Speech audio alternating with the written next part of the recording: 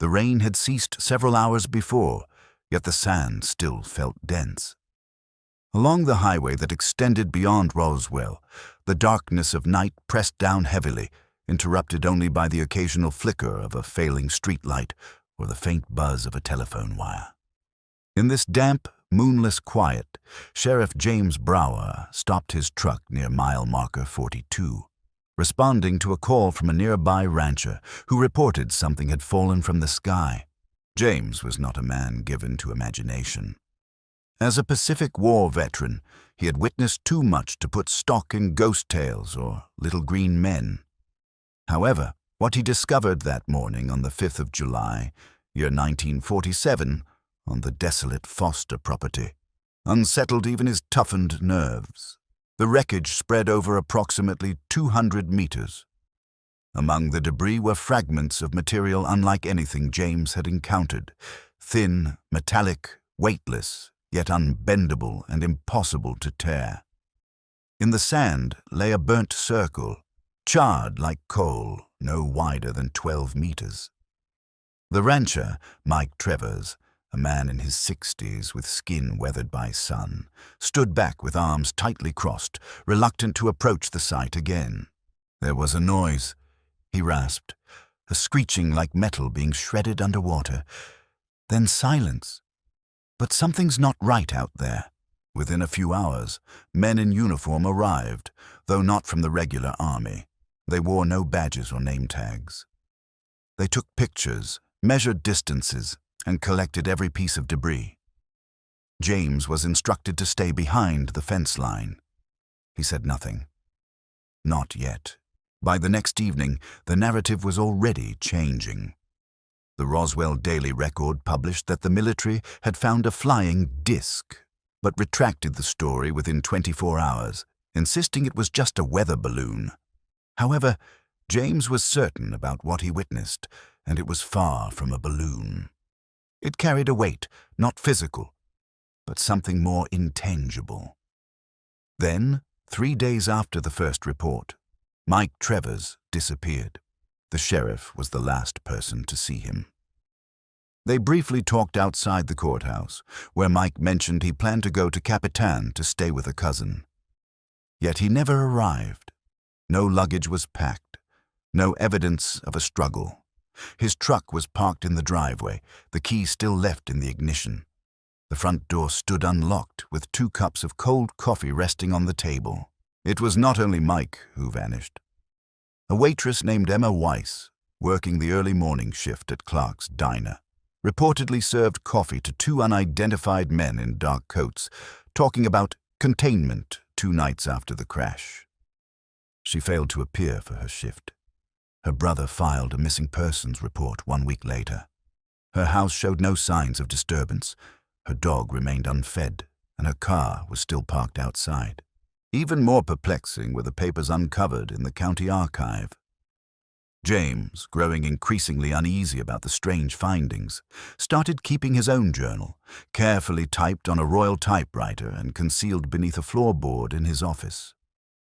One entry was particularly striking. On July 12th, a local civil engineer, name withheld, handed over a copy of a photograph taken near Second Ridge. The image revealed a second impact location. The material appeared different from the first site and was more preserved.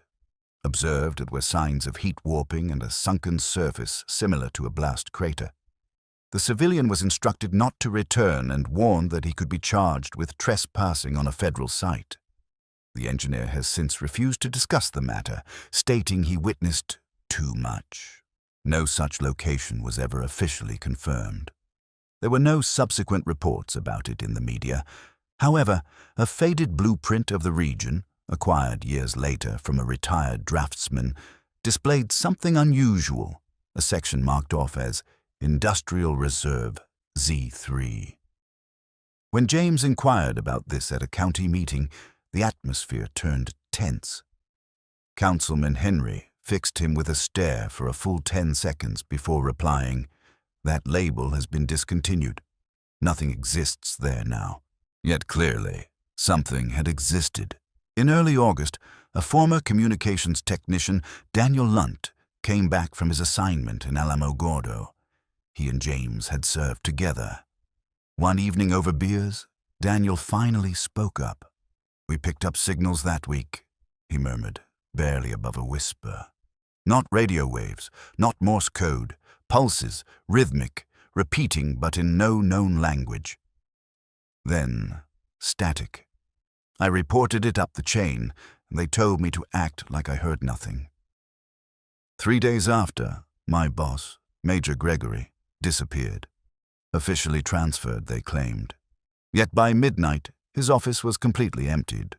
Lunt, visibly shaking, slid a small piece of paper across the table.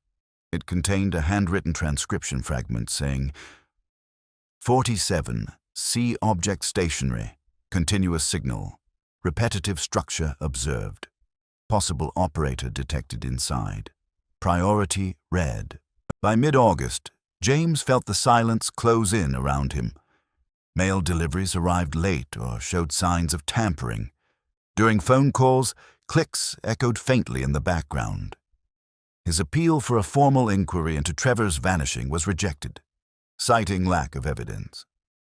When he checked in at the nearby base, a longtime acquaintance officer answered coldly, "Sheriff, some matters are better left untouched." But James Broer was not the type to hide the truth.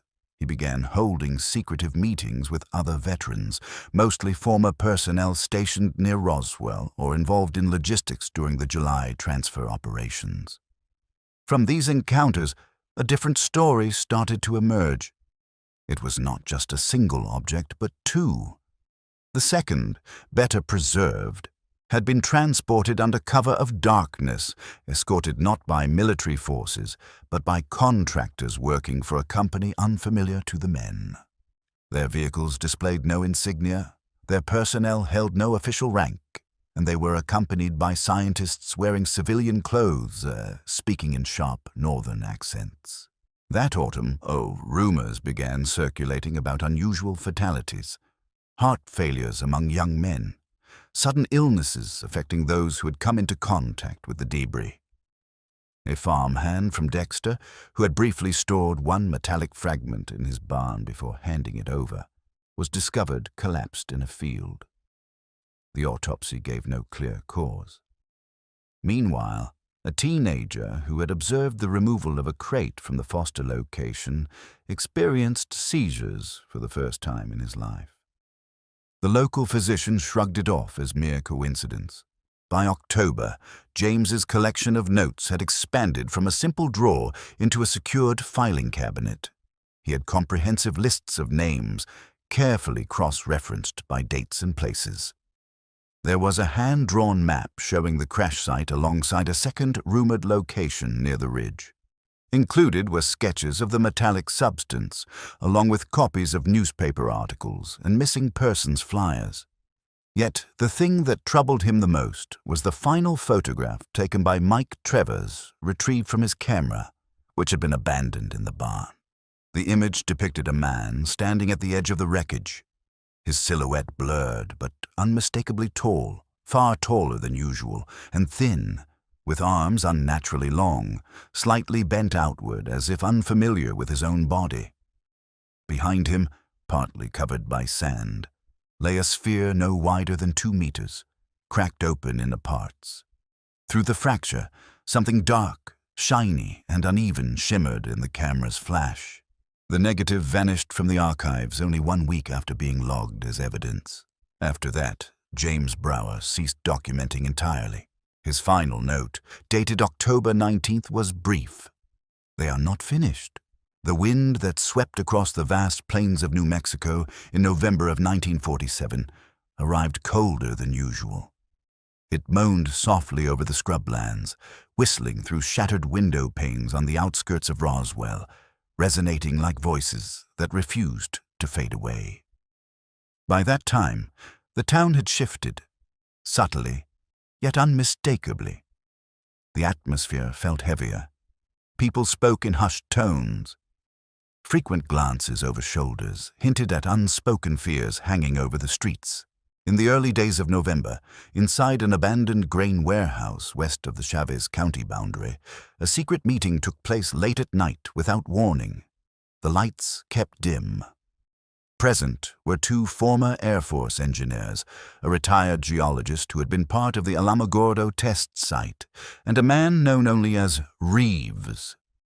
He dressed in a gray suit, carried no ID, and never revealed his first name.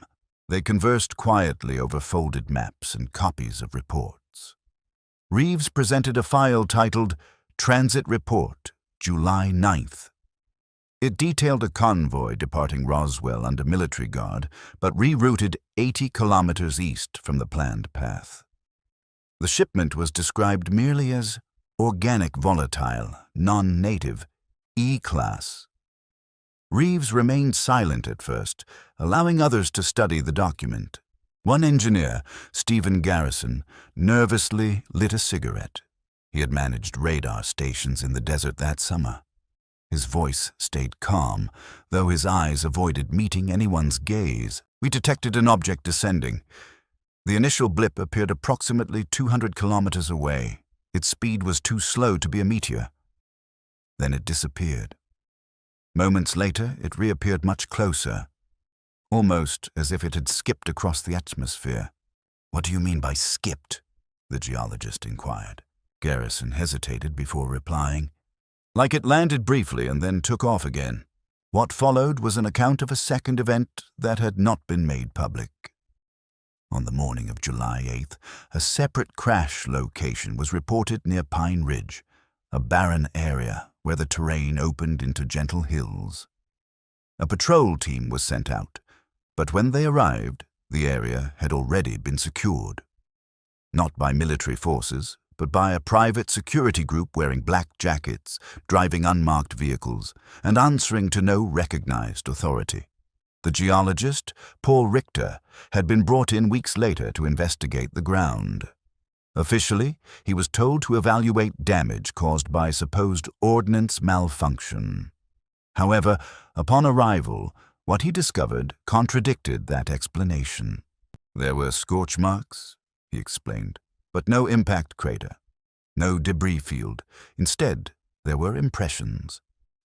Circular shapes, 4 of them arranged evenly, as if something had settled down softly, like the legs of a tower. But everything was too pristine, and the soil composition—" He paused, and then revealed a small vial, no bigger than a thimble, wrapped in cloth. Inside was sand, but not ordinary desert sand. It glimmered faintly with a silvery tint. "This substance is not natural. It responds to magnetic fields. We verified it. The particles orient themselves when electricity flows through them. I have never seen anything quite like this." James reached for the vial, but Daniel pulled back sharply. "No," he insisted. "I'm not giving it up again. Not after what happened to Palmer." Palmer had worked as Daniel's assistant. 2 weeks after handling the samples collected from the location, he developed serious wounds on his hands. This was followed by internal bleeding. The cause of death on his certificate was listed as acute systemic failure of unknown origin. The hospital files were sealed from public view. That winter, other accounts started to emerge. In El Paso, a mechanic named Tom Belknap reported an unexpected meeting with a military convoy that pulled into his garage after midnight on July 10th. One truck had broken down. Inside its covered flatbed, he caught sight of what he described as a coffin-shaped container, metallic with cables connecting it to an external power source. "I could hear a humming sound," he recalled, "like an engine running inside some kind of living thing." He was warned against sharing this information. A week later, his workshop was destroyed in a suspicious fire. Arson was suspected, but there were no arrests. Meanwhile, in Roswell, a school teacher named Margaret Dorsey became the keeper of a secret she never intended to hold. Her younger brother, Clyde, had briefly worked as a janitor at the Roswell Army Airfield. After the incident, he came back home, looking pale, weak, and unable to speak. He never uttered another word. Margaret discovered a bundle of sketches in his trunk, rudimentary drawings of tall, slender figures with dark almond-shaped eyes, standing inside what seemed like a half-open sphere. One sketch depicted the figures leaning over a lying human figure. Margaret gave the drawings to a traveling reporter who had come asking questions in late November. The reporter, Clarence Holt, disappeared on his way to Albuquerque. His final telegram, sent from a roadside station near Vaughan, simply read, "I'm being followed. Information too dangerous. Tell them it's not over." His body was never recovered. At the grain warehouse, the former servicemen kept investigating unofficially. Reeves spread out a map marked with several red dots, spots where civilians had reported sightings between July 5th and July 11th. None of these had been mentioned in official documents. Two of these locations near Corona and another near Encino matched exactly with unusually high background radiation levels, independently verified by Paul Richter's instruments. One of the engineers bent over the map and whispered, "This is not a single crash. It forms a corridor. Something passed through, perhaps broken into parts, or maybe something was searching for something else." That night, an unspoken theory took shape. The object that fell near Roswell might not have been a solitary item, but rather a segment of a sequence. A trail, like stepping stones, each marked by clues. Lingering heat, shifts in electromagnetic fields, quiet deviations under the cover of darkness, and the same pattern repeated always. Arrive, retrieve, erase. By the end of the meeting, only 2 resolutions were reached. First, the vial containing the altered soil would be divided and hidden in different containers, each entrusted to a separate participant. Second, James Reeves, whose authority was unquestioned though never overtly stated, issued a final order. "If anyone contacts you," he warned, "deny this meeting, deny knowing one another, forget the names, erase what you witnessed. If someone asks about me, say that I never existed."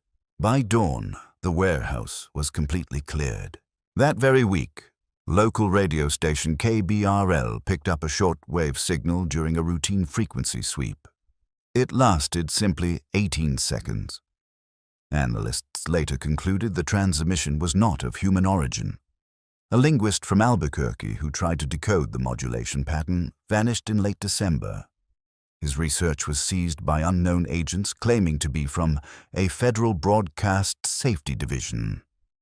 No such agency appeared in the government records from that year. Throughout it all, the list of the missing kept growing. Conversations became briefer. Files disappeared. Letters failed to reach their destinations. Those who asked too many questions were quietly taken away, some by force, others by silence. By the time winter wrapped the plains in its cold embrace, Roswell was no longer just a town hiding a secret. It had transformed into a town emptied of truth. By January of 1948, the silence in Roswell deepened. The seasonal chill gave the impression that quietness was natural, but beneath that frost lay a void that could not be explained by snow or cold. The streets grew emptier during the early hours. Telephone operators noticed calls fading into static. The postmaster observed mailbags arriving already opened, their contents hastily resealed as if someone was urgently searching for a particular name or phrase. The calendar changed, but the shadow of the previous summer's events remained. In late January, a new development appeared. A man calling himself Dr. Henry Bell arrived in New Mexico, presenting himself as part of the National Geological Survey. However, his credentials did not add up.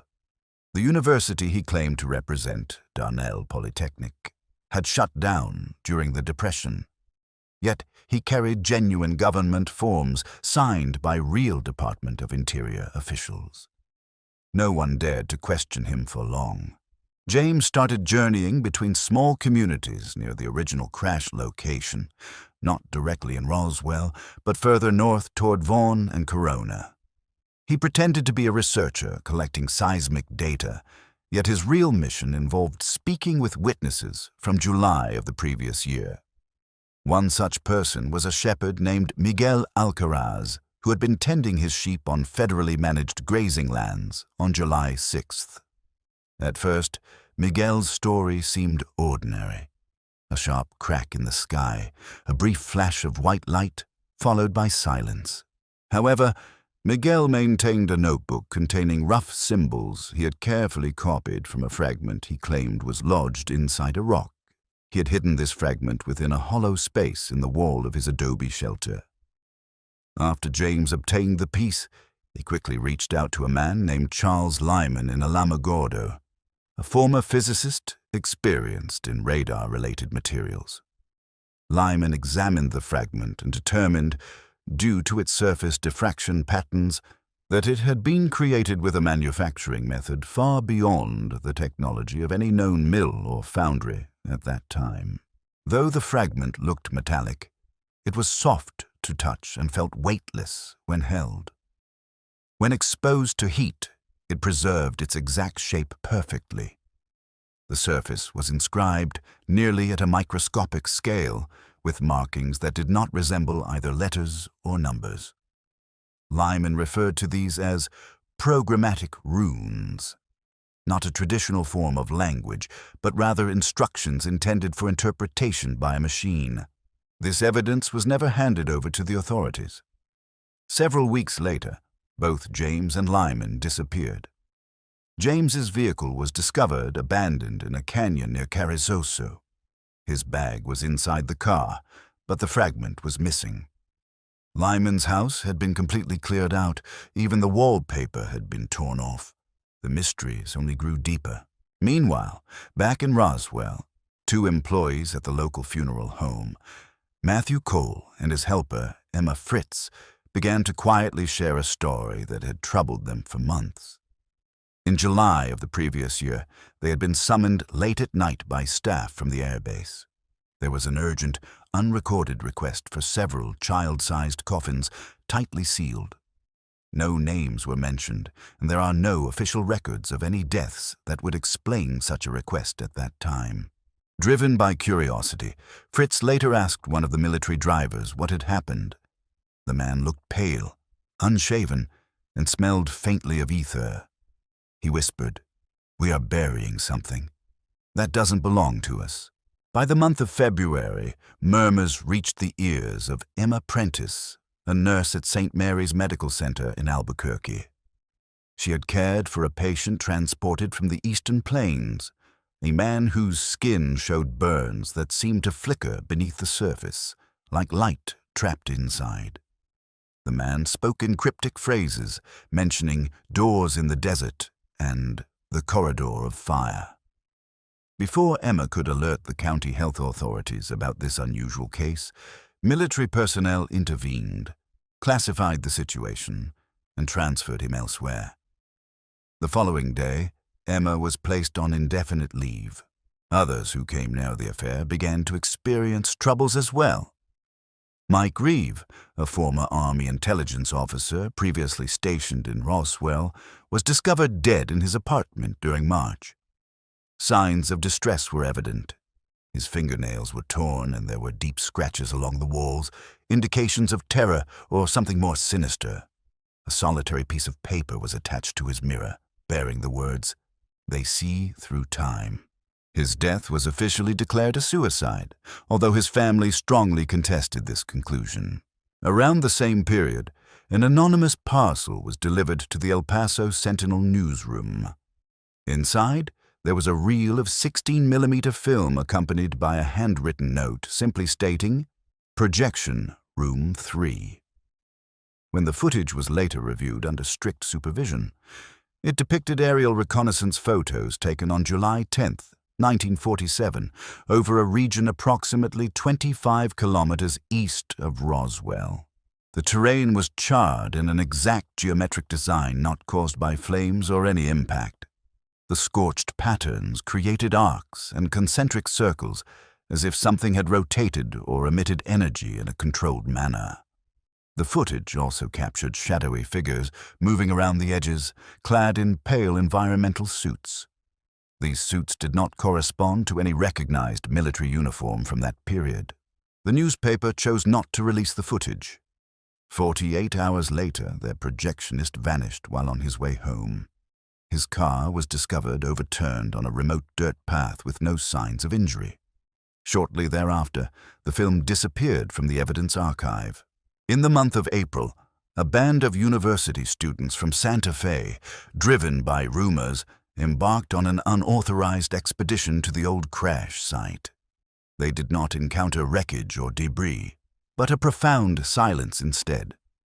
Birds avoided flying overhead. Their compasses spun wildly and erratically. The youngest member, a geology student named Owen Harker, started experiencing ringing in his ears, followed by vivid hallucinations. He reported witnessing a metal tower emerging from the ground, rotating silently. Terrified, the group fled the area. Owen Harker never regained his health and was institutionalized by the summer. Reports kept accumulating. Eyewitness accounts, images, unusual medical files, audio recordings that revealed faint whispers beneath layers of noise.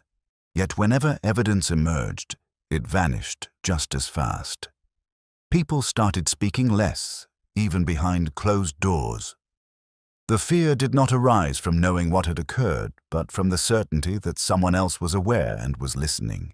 By late spring, Roswell ceased to be the center of attention. Whatever had transpired was no longer present there. The scar on the ground remained, faint yet discernible. However, the presence, whatever it had been, had moved elsewhere. Still, there were recurring elements, timelines, names that frequently appeared in incident reports, engineers formerly employed at Wright Field, medical staff experienced in biological containment, civilian researchers who disappeared without explanation. A network of silence stretched across the continent, from White Sands to Fort Worth. Every link traced back to that week in July, but the trail did not end there. Earlier records existed. Sightings from the 1930s, naval logs from the 1940s, even confidential telegrams from foreign embassies, all indicating something that had surrounded humanity far longer than anyone wanted to admit. Yet the pattern always remained unchanged. Arrival, contact, erasure. Beneath everything was a silence so absolute and deliberately arranged that it grew louder than any testimony ever could. The summer of 1948 arrived quietly in Roswell. The desert heat intensified once more, turning the sand into cracked sheets and casting shimmering illusions on the far horizon. Life in the town resumed its usual course. Mail deliveries, school breaks, preparations for the county fair. Yet beneath the surface, the tensions were growing stronger. By June, whispers emerged from the northern parts of New Mexico near the border of Lincoln County. Ranchers spoke of strange disturbances at night, gentle vibrations in the earth, strange behavior in animals, and a pulsating light seen beyond the hills. Some suspected smugglers, others thought military drills were to blame. However, no official exercises were recorded during that summer. The ranchers' descriptions closely mirrored accounts from the previous July before the crash. One event stood out more than the rest.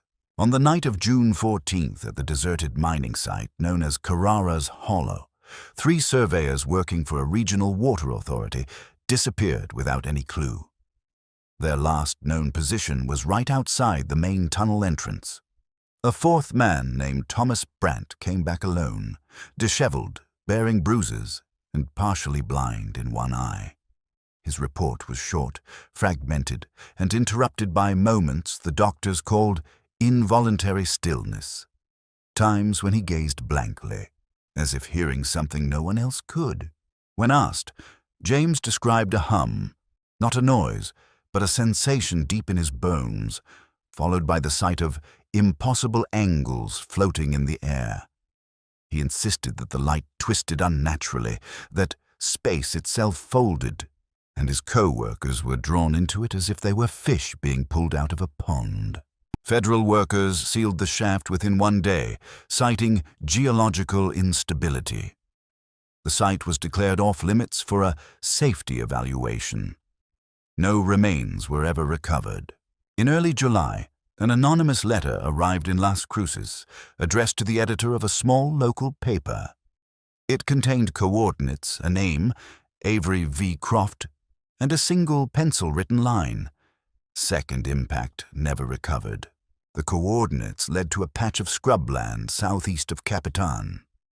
When a private eye named Willis Herndon investigated, he uncovered signs of a deliberate excavation. The ground was disturbed in an almost perfect ellipse, spanning 13 meters. At the center, buried beneath the layers of soot and rock, were melted pieces of a ceramic-metal hybrid, glassy on one face and wrapped in carbonized fibers on the other. Herndon took photos, catalogued the samples, and left. He never returned to Las Cruces. His car was found overturned near Socorro, the trunk emptied and the camera missing. The film negatives were never recovered. Around this period, former radar operator James Ames, who had been discharged under unclear circumstances in August of 1947, started recording a series of private tapes. These recordings, discovered decades later, detailed unexplained radar signals detected on the night of July the 6th. The patterns depicted a triangle that remained steady and hovered for about 30 minutes. Despite this, Command dismissed the readings as errors from the instruments.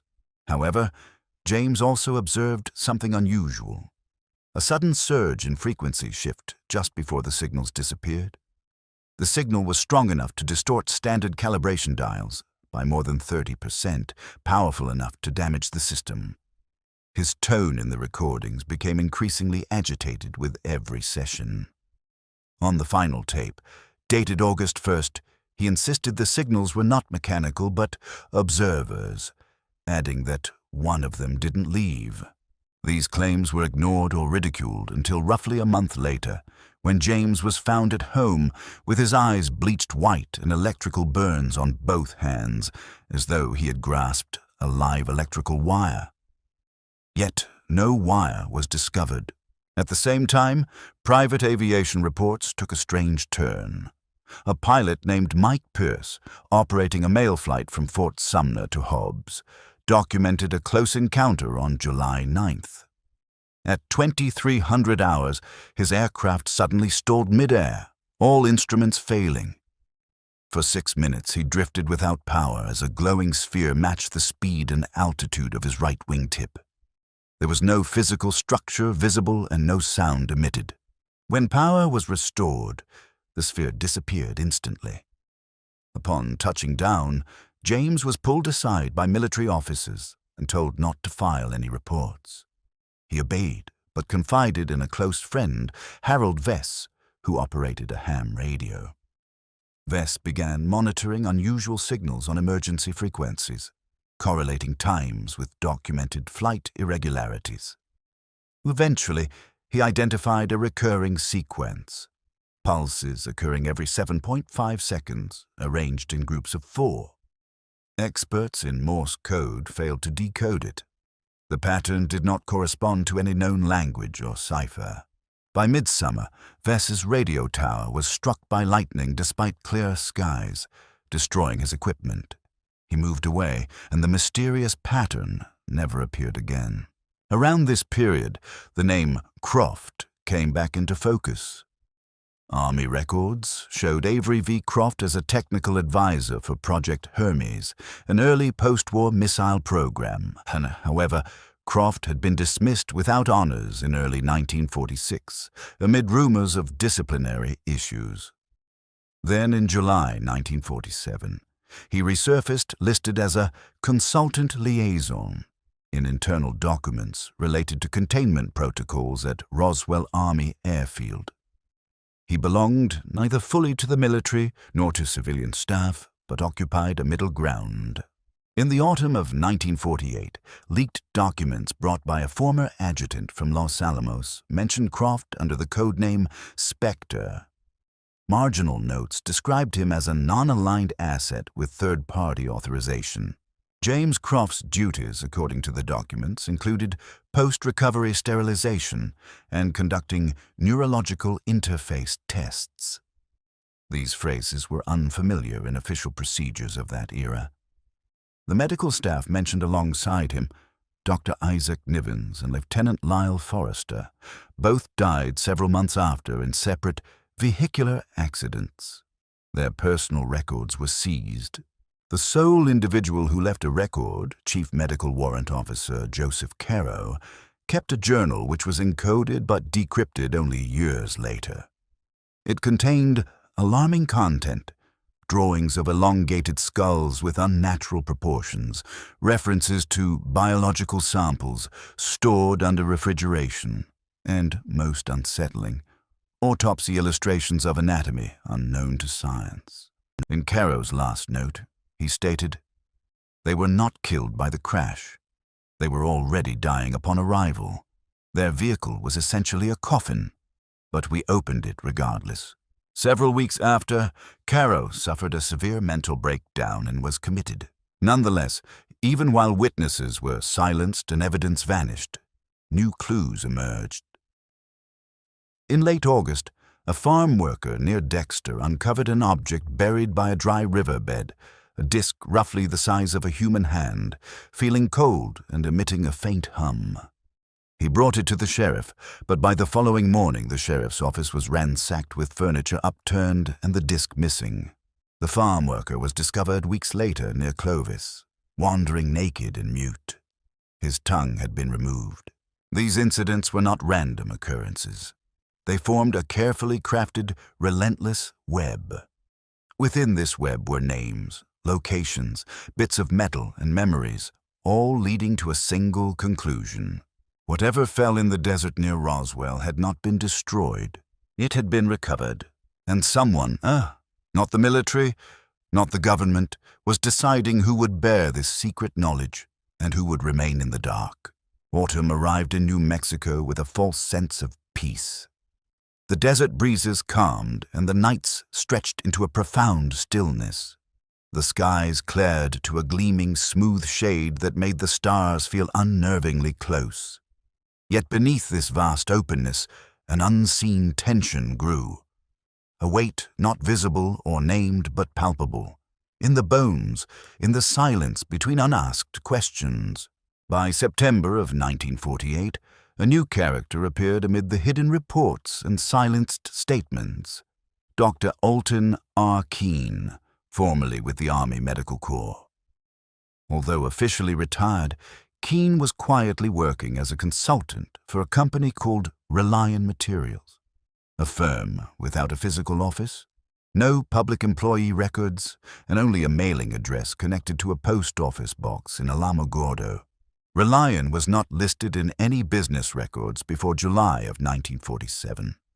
By August, it appeared in at least 3 redacted procurement documents connected to testing of extraterrestrial composites. The phrase was never mentioned explicitly. However, the papers instead referred to unconventional metallurgical abnormalities and organic synthetic interface specimens. James's private notes, found later by a family member in San Bernardino, contained much more unsettling content. He spoke about working with what he described as bioconductive filament, which was cultivated rather than produced, and pieces of something he called resonant bone, a material capable of sending signals across various frequencies depending on the pressure applied to its surface. His drawings depicted ribbed, branch-like structures resembling vascular forms, woven with delicate metallic fibers. Yet the most alarming account came from his report on an object retrieved from Site 2. According to James, this item, an ovoid pod about the size of a child's torso, reacted to human presence.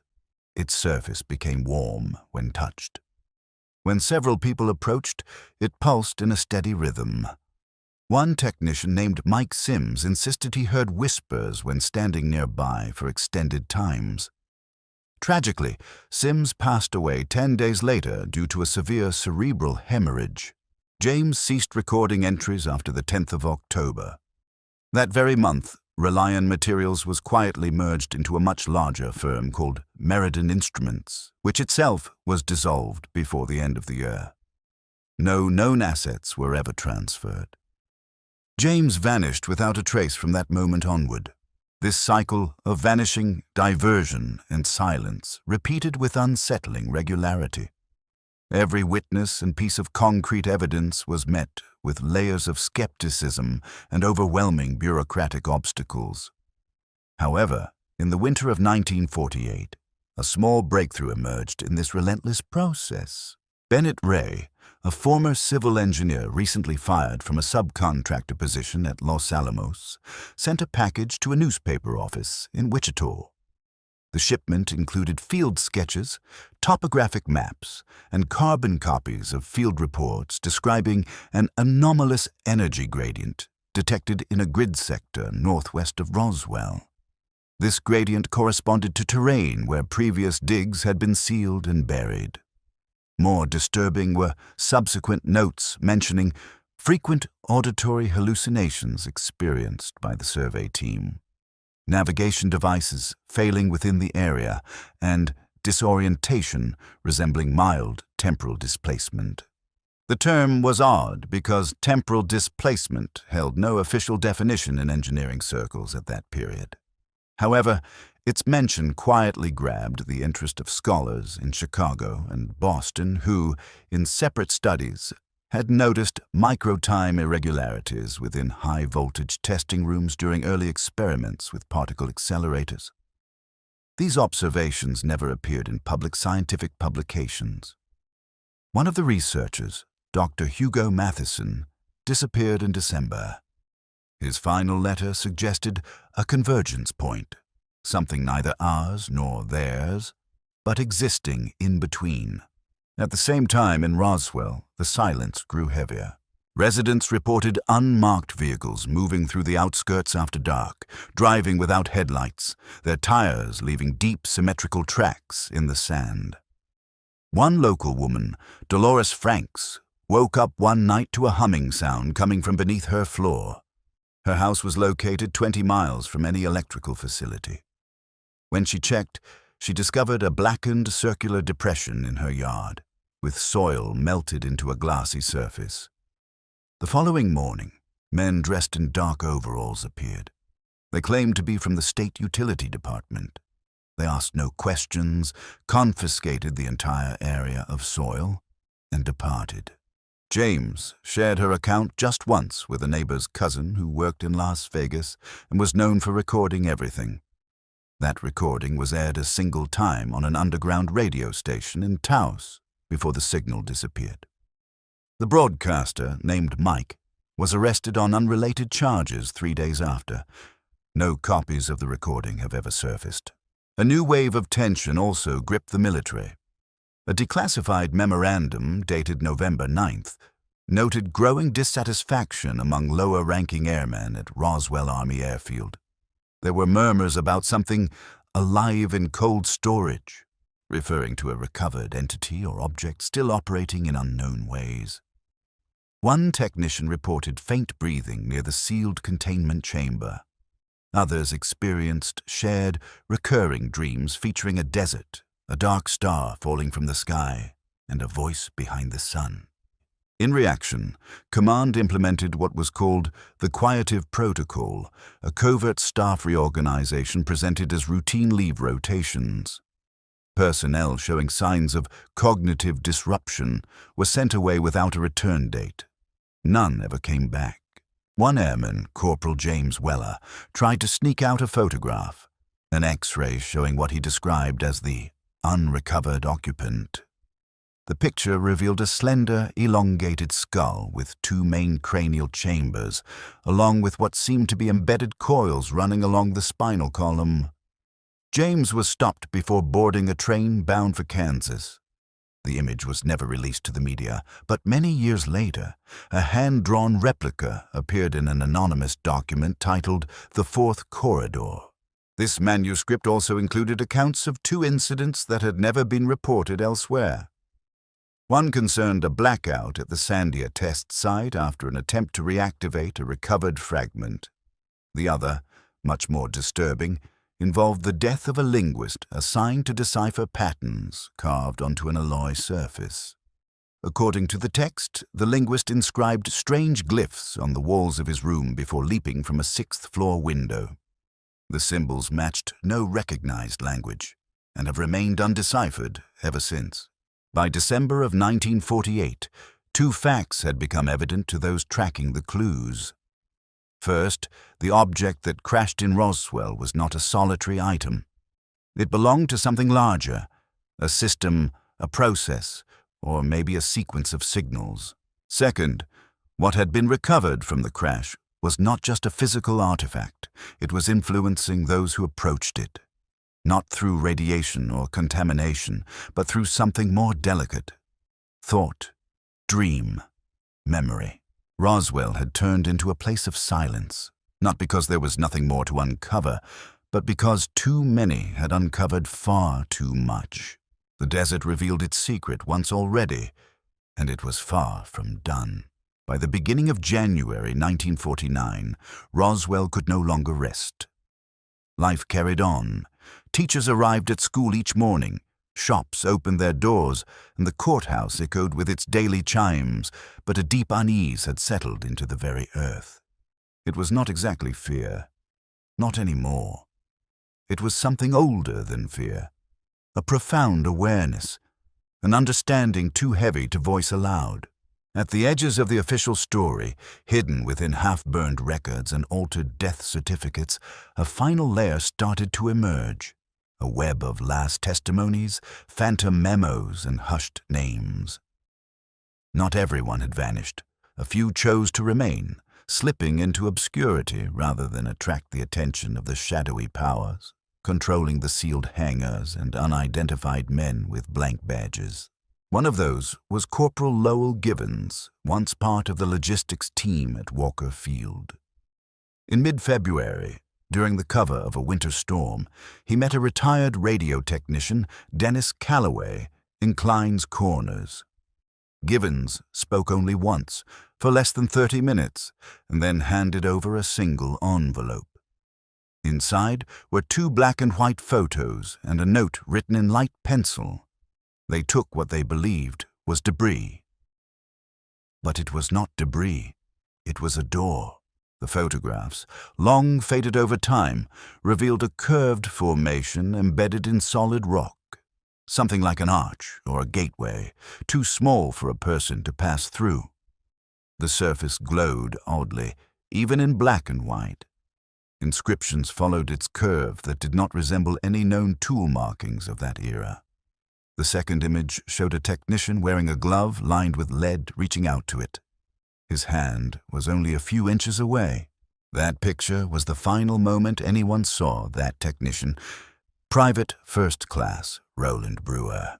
James, frightened for his safety, hid the envelope beneath his house's foundation. It was discovered by his grandson in the summer of 2006, after many years of silence and rumors.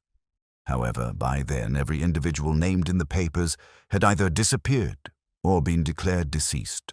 Yet not all connections had been entirely broken. A woman named Ruth Enfield, who had been a linguist with the Signal Corps, left behind a diary.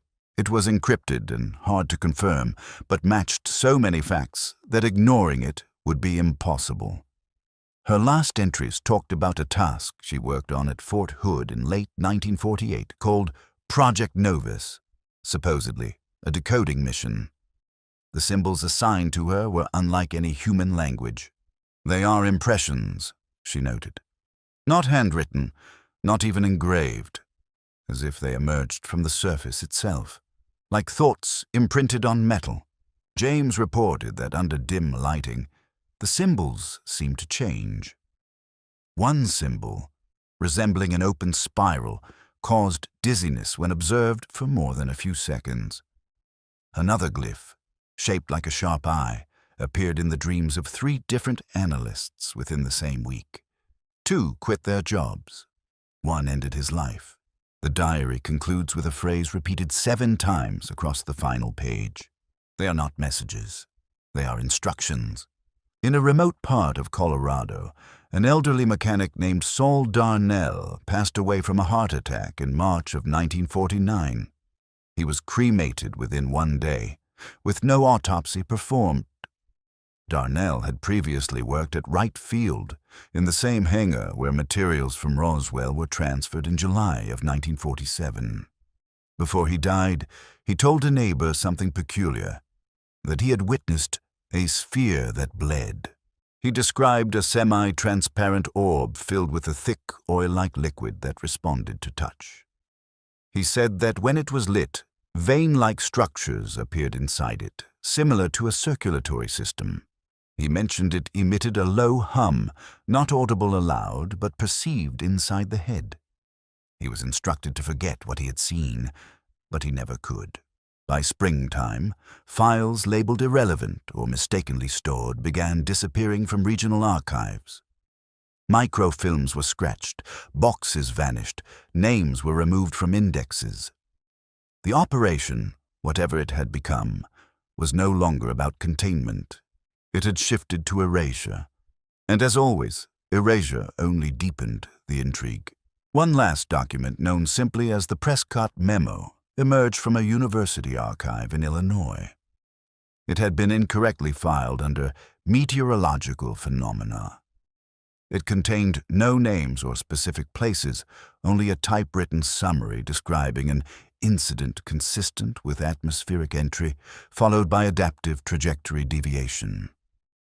The document ended with the line, "Not all artifacts come from beyond. Some are echoes of what lies dormant within." Those who examined the file dismissed it as vague nonsense, perhaps the philosophical reflections of a scientist losing touch. However, the date drew interest. July 4th, 1947, just 3 days before the Roswell event, and so the tale concluded exactly where it started. In silence, the craft was never officially acknowledged. The supposed second crash site was erased by the passage of time, natural forces, and deliberate actions by authorities. Witnesses died off or disappeared. Names vanished from records. Companies ceased to exist. Projects buried beneath new acronyms. Yet even now, there are spots in the desert where radios emit static with no clear source, where time seems to warp subtly, and where silence becomes thick and almost tangible. In those forgotten corners, the atmosphere still holds memories. The door was opened, and nothing has ever claimed it was shut.